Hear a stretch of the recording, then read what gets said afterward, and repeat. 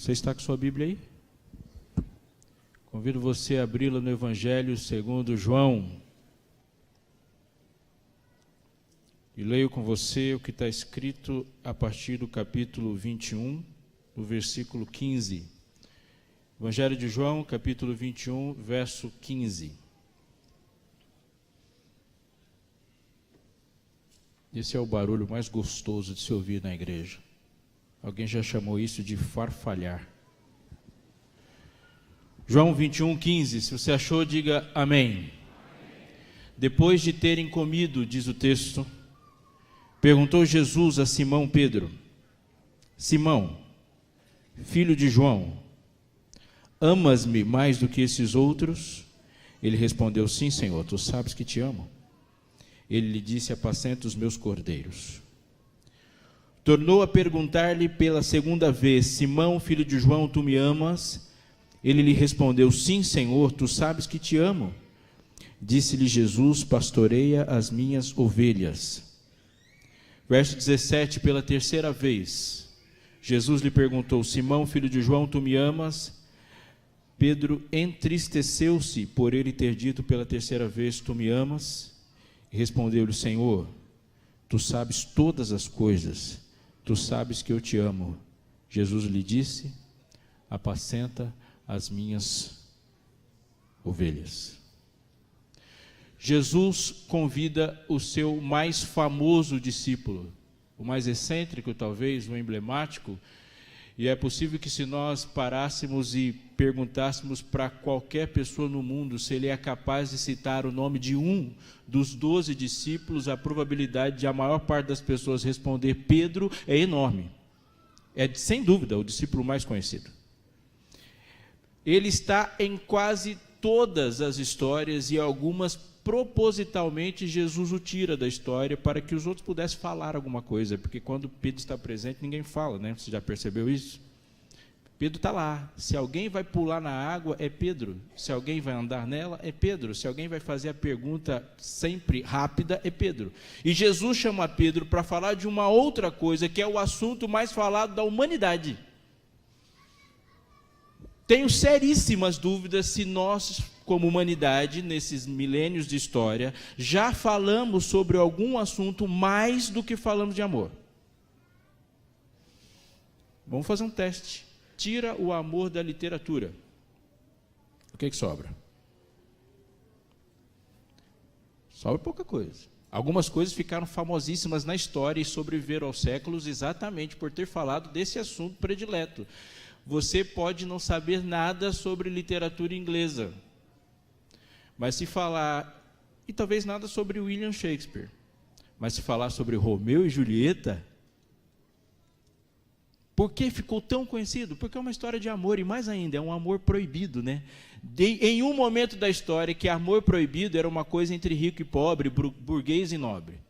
Hoje já é entre adolescente e um vampiro, mas naquela época era aquilo ali. E o amor proibido, 5 séculos essa história sobreviveu. Se eu começar a dizer para você, por exemplo, essa frase: o amor é um fogo. A gente nem deixou eu terminar. Que arde sem se ver e tal. Eu sei que você conhece essa frase por uma outra fonte, mas quem escreveu foi Camões. Falou de amor.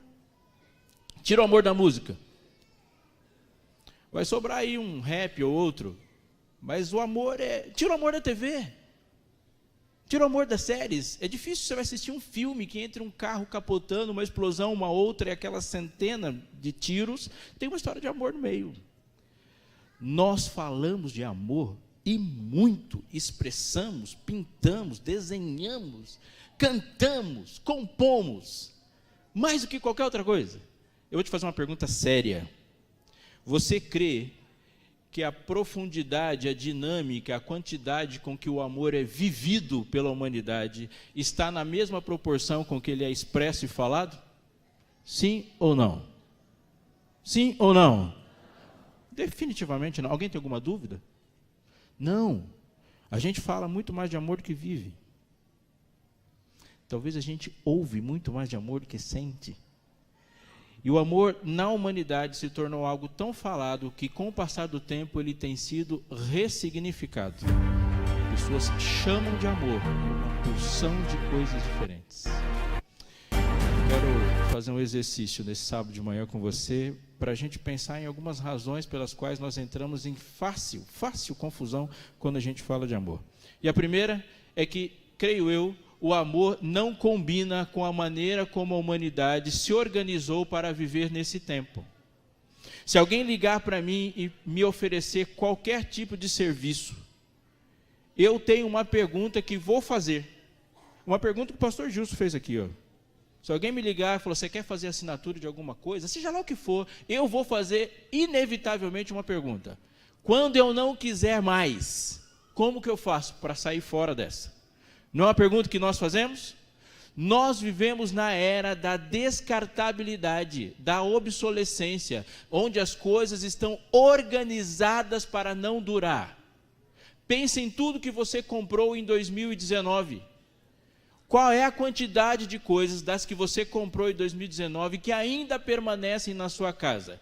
E quando eu falo de você que tem aí, viveu da década de 80 para cá, mas quem nasceu de 2000 para cá tem horror a coisas que duram. Quantos celulares você já teve? Pense em chegar para alguém aí e dizer assim, olha, eu vou te dar esse celular e você vai ficar com ele pelo resto da sua vida. Desmaia, tem uma convulsão e morre. Isso é um horror. Mas isso não é só para as coisas. Nós agimos assim com as pessoas também. Quero ser seu amigo para sempre. A gente já pensa, não vai dar não. Para sempre não. Para sempre, sempre é muita coisa. Mas o amor não é assim. Amor é comprometimento para sempre. Amor dura. Nós não gostamos de coisas que duram e nem gostamos de coisas que envolvem um desprazer. Mas não tem como amar sem passar por desprazeres, por tristezas e por dores. É impossível. Tem mais uma coisa, e aqui você vai me ajudar. Há uma confusão linguística aqui. Eu vou te fazer uma pergunta, me responda levantando sua mão. Dos que estão casados presentes aqui, por favor, levante a sua mão se você pode afirmar nesta manhã de sábado que você ama seu cônjuge. Levanta a mão primeiro, pense depois. Você joga por, levante sua mão. Pode baixar a mão. Daqueles que têm filhos, levante a mão se você pode afirmar correta e firmemente que você ama seu filho ou sua filha. Ótimo. Você pode dizer hoje que você tem pelo menos um amigo dentre todos os habitantes desse planeta que você pode afirmar que ama? Pelo menos um. Tenha paciência, mais umas perguntas. As últimas. Quantos de vocês têm um animal de estimação aqui? Calma, levanta a mão ainda. Tem um animal de estimação que ama. A quantidade dos que falaram que ama a esposa é praticamente a mesma. Muita gente amando o bicho. Mas é verdade, você ama. Deixa eu ver, você que tem um animal, um cachorrinho, um gatinho, um passarinho, sei lá o que for.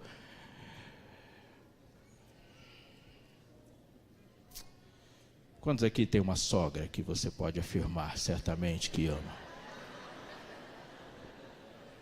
Eu amo minha sogra. Onde quer que você esteja, saiba que eu te amo. E sabe o que foi o mais interessante? E você associa amar a sogra com uma piada, embora isso não tenha sido, porque e você se enrolou facinho, com algumas perguntas a gente se enrola. Por exemplo, se eu perguntar para você, se aquilo que você está chamando de amor, e quando você chama de amor, você fala do amor pelo seu filho, ele se classifica e se configura no mesmo formato daquele amor que você diz que tem pelo seu amigo. É a mesma coisa? Sim ou não? É óbvio que não. E eu perguntei de bicho para você. Já pensou se eu fizer essa associação? E aquilo que você sente pelo seu bicho? Chamamos tudo de amor, é muita coisa. Obviamente que isso foi um exemplo, mas nisso a gente fala que ama o emprego. Eu amo o NASP. Eu amo morar onde eu moro. Eu amo berinjela. Eu amo passear, eu amo o time do coração. Eu amo, e o amor não sai da nossa boca e passa por camisetas e outdoors e propagandas, e quando alguém está querendo vender alguma coisa para você, ele coloca o amor junto para vender mais fácil, e muita gente está dizendo, mundo afora, que amo muito tudo isso. Não é? E tudo amor. Aí Deus chega para mim e fala assim, você me ama? Eu digo, claro, Senhor, que eu te amo. Como? Senhor, eu te amo assim tanto quanto eu amo minha mãe. Ele falou, se você me ama igual você ama sua mãe, você não é digno de mim. Porque não é disso que eu estou falando.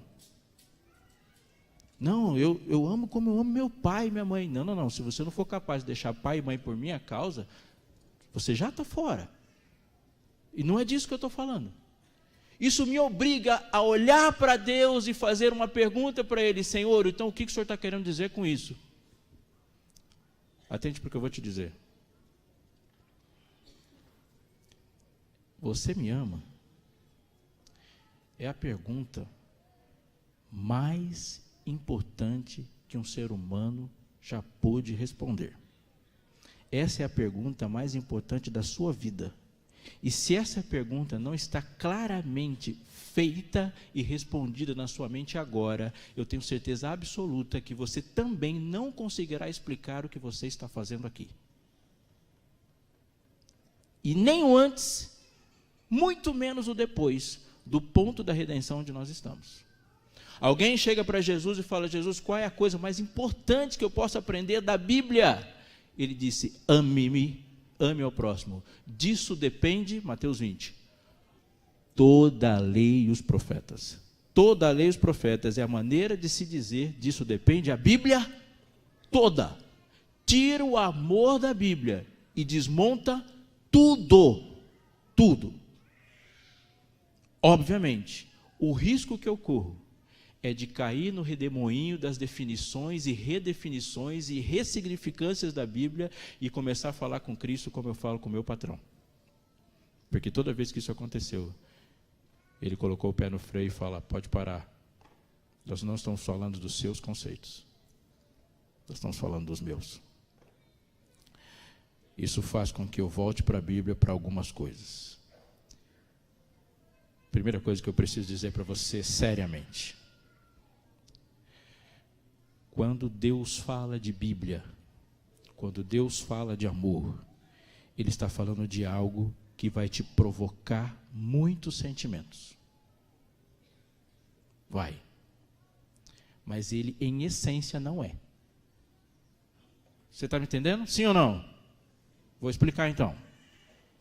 É possível amar e se entristecer. É impossível amar sem se entristecer. Se você ama, você vai ficar triste, porque você passa a se importar não apenas com as suas angústias, dores e aflições. As suas angústias, dores e aflições se multiplicam pela quantidade de alvos do seu amor. Se amar, vai se entristecer. Algumas tristezas de Deus só existem pelo seu amor. Amar também é se enfurecer. Se Deus não fosse amor, não haveria ira. Porque Ele se ira contra tudo que se levanta contra o objeto do seu amor. A ira de Deus se manifesta contra aquilo que te separa dEle. Porque Ele te ama. Amor, em essência, não é sentimento. Mas ele provoca muitos. Muitos. E aqui há algo super interessante e importante quando a gente olha para a Bíblia. Um detalhe técnico, mas não marginal. O Antigo Testamento, tal como você já deve ter ouvido, ele foi escrito maciçamente, majoritariamente em hebraico, com algumas partes em aramaico. Uma delas a gente estudou na lição essa semana. O Novo Testamento é grego, a língua é grega, dentro de uma cultura grega. E na cultura grega havia algumas especificações linguísticas que na nossa não tem. Por exemplo, a gente chama um pacote de coisas, tudo amor. Gregos não fazem assim, eles são muito mais específicos. E também é possível que você já tenha ouvido falar de algumas expressões de grego, que, por exemplo, na nossa literatura, traduzindo-se está lá amor, mas eles chamavam de estéreo, que dentro do conjunto literário tem alguma coisa a ver com compaixão, com fraternidade, ternura, aquilo que passou pelo seu coração quando você se compadeceu de um desconhecido. Há uma outra palavra, essa aparece na versão grega do Antigo Testamento, a famosa Septuaginta, que é a palavra eros. Eros já é bem conhecido para a gente, né? Que foi de origem para o erótico. Eles usam essa palavra quando fala de um amor conjugal, carnal, sexual. Se ele perguntasse assim, o que você sente pela esposa, pelo esposo, a palavra lá não seria amor para tudo, é específica a palavra, é eros, porque envolve uma porção de coisas. A palavra mais usada é filos. A gente pode citar um monte, né? Todas as filias vêm disso. Filantropia, filosofia. E é interessante notar que quando se fala desse filos, ela envolve fortes sentimentos. Admiração. Admiração. Para mim é quase inevitável pensar num JA.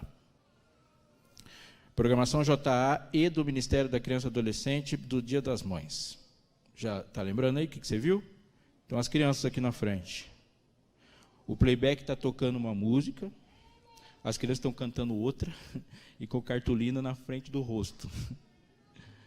Todas aqui. Algumas não estão cantando, outras descem no meio. O que acontece com as mães quando isso acontece aqui na frente?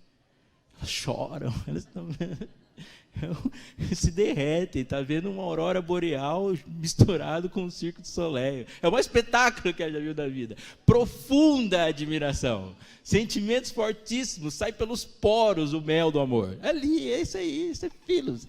Admira-se muito, é um fã. Quando você olha para a Bíblia fala da sua relação com Deus, ela tira tudo isso aí. Quando ela fala, por exemplo, de amar os inimigos, ela nunca vai usar essa palavra, porque amar os inimigos não envolve gostar do inimigo. Você não precisa gostar do inimigo, isso é um direito que Deus te deu, de não gostar do seu inimigo, mas você tem a obrigação de amá-lo. Você não precisa convidá-lo para dormir lá na sua casa, nem para comer a mesa com você, mas amá-lo você tem, clamar, interceder por ele, você tem essa obrigação. Ele fala de amar o inimigo, e quando fala aquele que não ama, não conhece a Deus, porque Deus é amor, esquece, essa palavra não está lá. A palavra que sempre está lá é ágape, mas a gente fala ágape, então eu vou falar só ágape, porque daí eu também tenho essa dificuldade. E nisso, amor conceito, ele vai afundar. Então eu preciso dizer para você rapidamente algumas coisas. Primeiro, quando a Bíblia fala desse ágape, e a partir de agora, toda vez que eu falar amor, eu vou falar só desse conceito. Ela diz que é um estado do ser. Está prestando atenção em mim? Sim ou não? Estado do ser significa que a primeira coisa que aconteceu no coração do homem, ali, Adão, quando ele experimenta o fruto e peca, é a perda da capacidade de prontamente amar.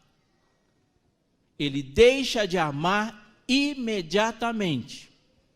Ele olha para aquela mulher maravilhosa, correndo na sua direção, e antes dela chegar perto dele, ele já tinha entendido tudo. Olhou para aquela mulher diferente, vindo correndo com fruto na mão, e pensou, Eva pecou, e vai morrer, mas eu a amo, vou morrer com ela. Olha que história linda. Ele comeu. Adão, o que foi que você fez? Eu? Ela? Foi embora. Acabou o amor. Porque aquilo que produziu nele, o que ele queria por Eva, desapareceu, porque aquilo vinha de Deus. Segunda conclusão. Seres humanos, no que diz respeito a isso que Deus está dizendo, não são capazes de fazê-lo naturalmente. Mas o fruto do Espírito é amor. Não é possível, por esforço, produzir amor. Você não vai decidir amar alguém dessa forma. Você decide se entregar a Deus para que Ele transforme o seu coração, e Ele, e só Ele, não há nenhuma outra fonte. Não há nenhuma outra fonte. Só Ele é capaz de produzir amor no coração humano. Só desligar-se de Deus é inevitavelmente parar de amar. Quando se desliga de Deus, vai aparecer algumas coisas que podem ser chamadas assim, de um egoísmo altamente sofisticado. Mas não é amor. E esse egoísmo que temos, altamente sofisticado, que muitas vezes se transveste de amor, diante de Deus, ele desmorona. Chegou alguém ali, Senhor, o que farei para herdar a vida eterna? Guarda os mandamentos. Eu guardo. Então vamos botar a sua guarda à prova. Pegue os seus bens e dê para os pobres.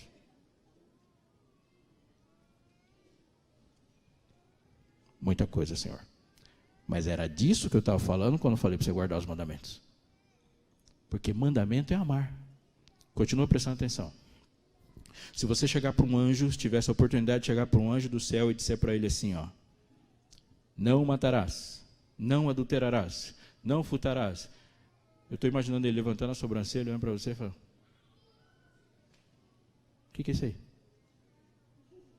Porque o que um anjo conhece sobre a lei? A lei é amar. Mas como eu tenho uma terrível e mortal tendência de colocar o amor no meu formato, conforme o meu alcance, Deus teve que me explicar o que é isso. Vou explicar melhor. Se Deus chega para mim, do jeito que eu sou, e fala, é simples, Robson, ame. Eu ia dar um jeito de criar um amor à minha maneira, como o mundo fez assim. Então, Deus criou um mecanismo infalível de diagnóstico do amor. E o mecanismo infalível de diagnóstico do amor chama-se lei. Porque se perguntar para Jesus, Jesus, o que é pecado? Ele fala, pecado é não amar. E como que eu sei que estou pecando? Pela lei, vem o pleno conhecimento do pecado. Tiago explica melhor. Aquele que guardar toda a lei e tropeçar num só ponto, se torna o quê? Culpado de todos, porque todos os 10 são 10 sintomas da mesma doença, e você não precisa ter os 10 sintomas. Um só já aponta para a doença. Não precisa quebrar todos os mandamentos. Qualquer um deles aponta para o mesmo problema. Amor, você me ama? Sua esposa pode perguntar, te amo. Eu estou saindo com uma outra pessoa, mas eu te amo, as outras coisas eu não faço. Você parou para pensar no ridículo dessa frase? É assim que o mundo tem se relacionado com a lei. Aquele que guarda toda a lei e tropeça no só ponto, se torna culpado de todos. Se você tiver eu digo que você faça isso, leia o texto todo. E se você ler o texto todo, você vai ver que Tiago está falando de uma coisa só. No capítulo todo, ele fala de amar. Tem mais uma coisa. Você já ouviu falar de chuva serôdia? Se sim, diga sim. Você promete que não vai esquecer o que eu vou te dizer? Fala aí, eu prometo. A chuva serôdia não vai te fazer um super crente. A chuva serôdia vai te fazer amar. Porque chuva serôdia é a reprodução do caráter de Cristo na vida daquele que espera. Quando o Espírito Santo nos toma e nos enche, ele nos enche de Cristo. Fruto do Espírito é a reprodução de traços do caráter de Cristo em nós. Parábolas de Jesus, página 69. Cristo aguarda com fremente desejo a manifestação de si mesmo em sua igreja. Quando o caráter de Cristo se reproduzir perfeitamente em seu povo, virá para reclamá-lo como seus. Sabe o que é isso? É amar. Como assim a igreja vai amar? Está com a Bíblia ainda aí, né? Êxodo. Livro de Êxodo. Capítulo 32. Um exemplo disso.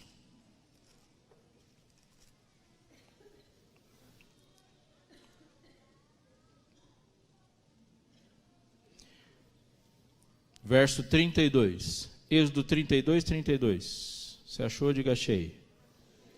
Agora, pois, quem disse essa frase é Moisés. Foi Moisés. Perdoa-lhe o pecado, ou se não, o que está escrito aí na sua Bíblia? Risca-me, peço-te do livro que escreveste. Que livro é esse? que Moisés está dizendo para Deus? Isso é intercessão. Isso é intercessão. Ele falou, Senhor, perdoa-lhe. O que Moisés está dizendo é que se o Senhor me der a oportunidade de trocar de lugar com ele e eu perder a salvação que eu tanto almejo, para que ele ganhe, eu estou disposto a fazer isso. É isso que Moisés está dizendo. Dê um salto para o livro de Romanos, capítulo 9.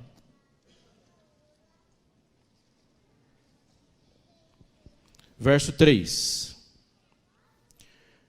Porque eu mesmo, diz Paulo, Romanos 9, 3, desejaria ser anátema. O que está escrito na sua Bíblia, depois de anátema? Separado de Cristo por amor de meus irmãos, meus compatriotas segundo a carne. Só tem uma coisa capaz de produzir uma frase dessa no ser humano. Deus, quando o Espírito Santo se manifesta profusamente, profunda e radicalmente no coração de um dos seus, o caráter de Cristo se manifesta dessa forma e ele começa a expressar coisas que só Cristo faria. Tende em vós o mesmo sentimento que houve em Cristo Jesus. O que Paulo está dizendo? Eu quero tanto que a eternidade aconteça no seu coração, que você tenha um profundo relacionamento com Cristo, que você seja salvo do pecado e que viva para a glória de Deus eternamente, que eu troco o meu céu por isso.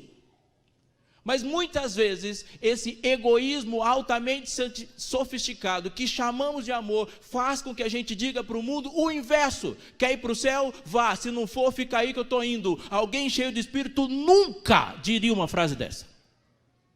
Nunca. Se você não vai, não me impeça de ir. Nunca uma frase dessa é dita por alguém que ama Cristo.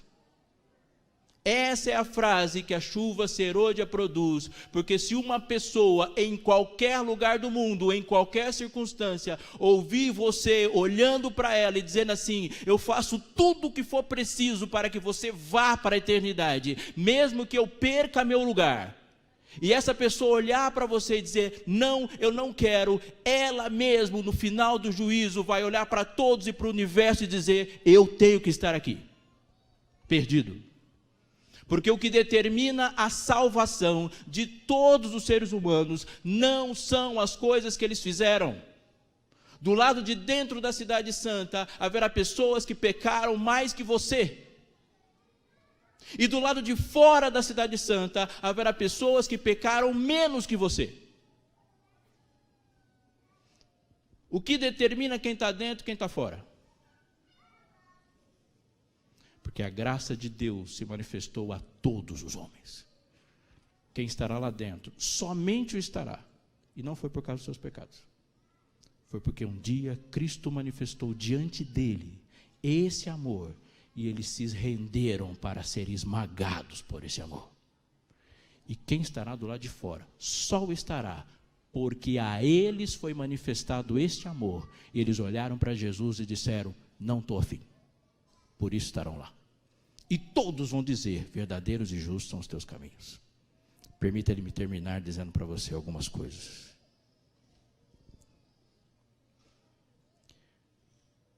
Nós não estamos aqui ainda porque tem gente que precisa ouvir do amor de Cristo. A história da redenção, o processo de pregação do Evangelho eterno, não é apenas dizer para o mundo que Cristo as ama. Isso foi suficientemente dito lá na cruz. Cristo nos ama? Olha para a cruz, você não vai ter mais nenhuma dúvida. Mas Cristo não estava na cruz apenas para pagar o preço dos seus pecados. Ele estava lá para vindicar o caráter de Cristo e preparar um povo que no final de tudo vindica de fato esse caráter quando escuta, eu o amo, e alguém prontamente responde, eu também. Ainda estamos aqui, não apenas para falar do amor de Deus para as pessoas, mas para provar com suficientemente efetividade de que Deus sim é capaz de produzir em nós um amor radical por Ele. Essa foi a pergunta que Jó teve que responder. Eu o amo a despeito de qualquer coisa. No vim, nu voltarei. Eu o amo a despeito de perder os filhos, a despeito de perder os bens, a despeito de perder a saúde. Por que você o ama, Jó? Porque eu quero. Eu o amo, ainda que ele me mate. Estou aqui e vou amá-lo. Termino. A parte extraordinária de João é que nós falamos em português, mas João escreveu em grego. E no Evangelho de João, assim na tradução na linguagem de amanhã, está assim: Pedro, você me ama mais que os outros? Que palavra você acha que Jesus usa para perguntar? A única que lhe interessa. A única que lhe interessa. Que palavra que você acha que Pedro usa para responder? A única que ele pode. Jesus fala: Pedro, você me ama? E na pergunta de Jesus, a palavra lá está agape. Na resposta de Pedro está philos. Vou traduzir. Pedro, você me ama? Senhor, olha para trás. Olha para os últimos 15 dias da sua vida. Olha para os últimos 7 dias. E pense em tudo que o Senhor fez para mim. Aquilo ali é amor? Sim, Pedro, aquilo ali é amor. Então olha para os meus últimos dias. Olha para os últimos 7 dias da minha vida. E veja tudo que eu fiz. Como é que eu vou chamar de amor isso? Eu te admiro. Eu te tenho em alta conta. Eu gosto muito de ti. Eu gosto das músicas a seu respeito. Eu gosto de um lugar onde falam de ti. Eu gosto de sentar num lugar confortável e ouvir uma boa mensagem a teu respeito. Eu gosto de cantar também. Mas se isso que você fez ali é amor, o que eu vou chamar o que eu sinto? Quando você estava provando para o universo que eu te pertencia e que você veio para cá para ser meu e eu ser teu, olha o que eu estava fazendo. Jesus perguntou de novo: Pedro, é isso? Ele fala: é isso, Senhor. Eu gosto de ti. Faz sentido. Mas amar, não, se aquilo não é. Pedro se entristeceu que no versículo 17, Jesus usa a mesma palavra que ele. Pedro, esse amor que você tem para me dar é humano? Sim, Senhor, o Senhor sabe tudo, é isso aí. O fantástico dessa história é que Jesus chega para Pedro e fala: então apacenta os meus cordeiros. Eu paro: Senhor, mas como assim, depois de uma conversa frustrante dessa, você fala apacenta os meus cordeiros? Imagina eu chegar para minha filha: filha, você me ama? Ah, pai, isso era da hora, mas amar mesmo eu não amo. Não, isso acaba com o coração de qualquer um. Você me ama? Não. Você me ama? Não. O que você tem para mim é o mesmo amor que você tem por todas as outras coisas? Senhor, essa é a minha conclusão. Pedro fez uma coisa que eu convido você a fazer. Pela primeira vez, ele se submete à análise de Cristo ao seu próprio respeito. E ele entendeu uma coisa, que a partir daquele dia, a sua missão, objetivo, foco e busca na vida era aprender a amar esse mestre.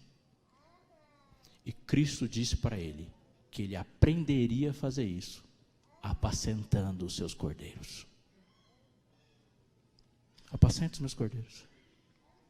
Trate as pessoas, lide com elas, mas faça tudo junto comigo. O que Cristo diz para a sua igreja hoje não é a sua capacidade de me amar, é a minha de produzir amor em você. Então olhe para mim, fique perto de mim, ande comigo, me ouça, me contemple. Fique nos lugares onde eu estou, e eu tenho certeza que você vai me amar, porque eu sou apaixonante. O Jesus da Bíblia é absolutamente amável e produtor de amor. Contemple-o, fique perto dele. Agora, por favor, seja sincero. Olhe para a sua última semana e para a última dele. Pense em tudo que ele fez por você nesses últimos tempos e como você tem respondido. Mas quando olhar para ele, diga para ele hoje qual é a sua maior necessidade. Eu quero cantar um hino com você agora. E esse hino é um pedido.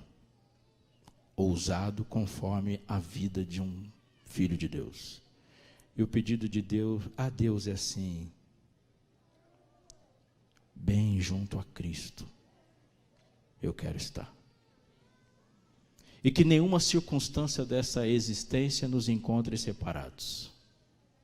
Para que um dia, quando Ele rasgar o céu e falar o seu nome, e olhar para você, você possa dizer com toda certeza e convicção do mundo: Senhor, Tu sabes todas as coisas, eu te amo. Eu quero dizer para Cristo e quero te convidar a fazê-lo também. Você está ouvindo esse convite aí?